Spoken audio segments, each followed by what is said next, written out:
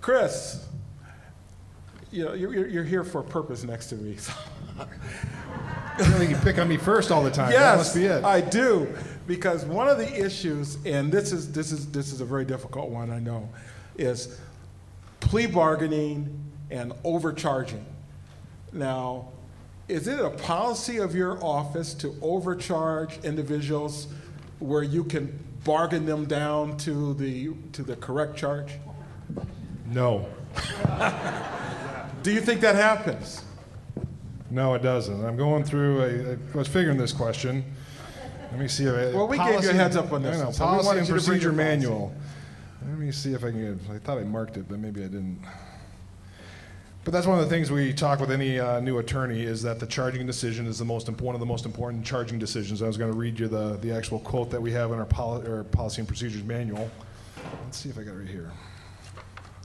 Yeah, here it is. The decision to charge an individual with crime is unquestionably the most important decision you'll make as a prosecutor. It has the potential to irreparably ruin a person's reputation. As such, charges shall not be filed unless you believe there is sufficient admissible evidence to prove guilt beyond a reasonable doubt. That is our charging manual. That is what we tell each and every first-year prosecutor that hires in our office. We go over that and say, this is what your duty is. Pardon?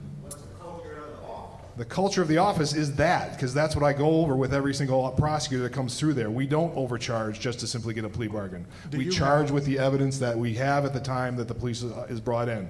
That is not the policy of our office. If anybody was doing that, they would be terminated from the office.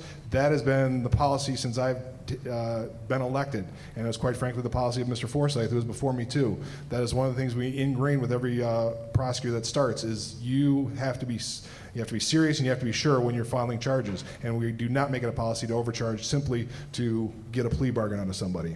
Well, what is your procedure then for getting a plea bargain, for offering a plea bargain to a defendant? It's based on it's based on a lot of factors. There is no formula, if you will. I mean, it's based on the nature of the crime. It's based on consulting with the victim, and it's based on what the prior record is, what the danger to the community, what the whole host of issues. And there's no one size fits all. It's based on all the facts and circumstances, and that's how we proceed through our office. You start out as an attorney one, and you're dealing with your drunk drivings, your domestic violence, and your assault and batteries, and we take a look at how you're doing there. We get feedback from defense attorneys, because defense attorneys like you and others will call and say, hey, so-and-so is doing great, so-and-so, you better check with them, they're not doing what they're supposed to be.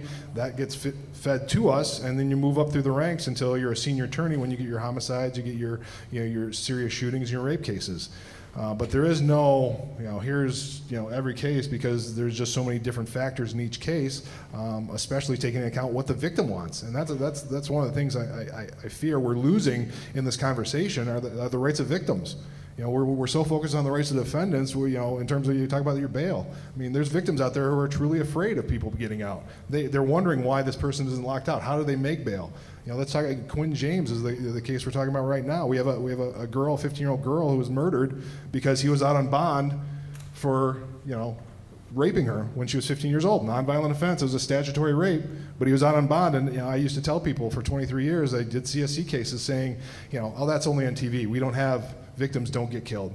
I can't say that anymore.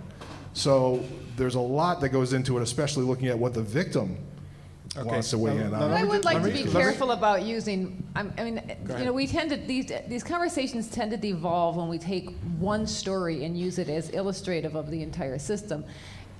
I mean, bad things are always going to happen, but I just want to point out, charging decisions, for instance, there's a whole host of things that go into it. You talked about bail. 44% of the people incarcerated in Michigan jails are there because they couldn't make bail.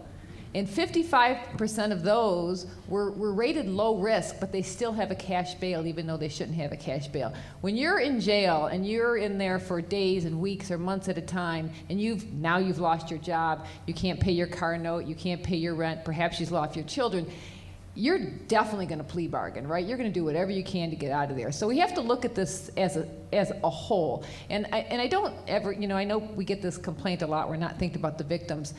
I mean, I don't think that's the case. I think we have to think about the fact that when we're looking at how we how we charge people, how we incarcerate them. Yes, it has to also include public safety and the concerns of the victim. But that's not the only thing. It's about helping these people get back out to be productive citizens of their community. It's about public safety. It's about making sure the victim is made as whole as possible. But that's not the only driving force. But I just want to point out, we just cannot talk about the extremes if we want to really come up with solutions here. I agree with you on that point, but we've been here an hour and a half, and we haven't talked about the victim. It's all been what can we do about the defendant, the defendant, the defendant. And that's, I want to raise that point, is that we have to take into consideration, because there are victims' rights, and there are a lot of people impacted by victims' rights who did nothing wrong, who are truly concerned about somebody getting out, what's going to happen when they get out. And there are extremes on both sides. So, I'm not saying that's the only focus, but I don't want this to just be a one-sided focus, which, it sometimes gets into when we start talking about, all this thing about, prisons and defendants. The system, the victims have rights too. Let me put on my criminal defense hat and remind you, there's a presumption of innocence, correct? He hasn't been convicted, so let's not forget that. But there are ways to protect the victims. We have things that didn't exist when we were kids, like GPS tether, where alarms go off in someone's office if they come within a certain, No, that's not the case. You can track them. There's alarms that go off in the office. You can track. You put a GPS tether, and after a crime's happened, we can say, oh, guess what? Yeah, they were at the house. But there's no alarms that go off. That's a misnomer that you think that somebody gets close to. You have a no contact order, and all of a sudden, an alarm's going to go off in the PO's office saying, oh, he's there. It's after the crime, and that's after the harm has been committed. Well, it's a deterrent then. They're not going to go anywhere near the victim if they know they can be tracked and show they were there. You would hope, but that's not always the case. Well, I agree with them on the GPS. We're together on that issue. Okay. Let me move on to the next question.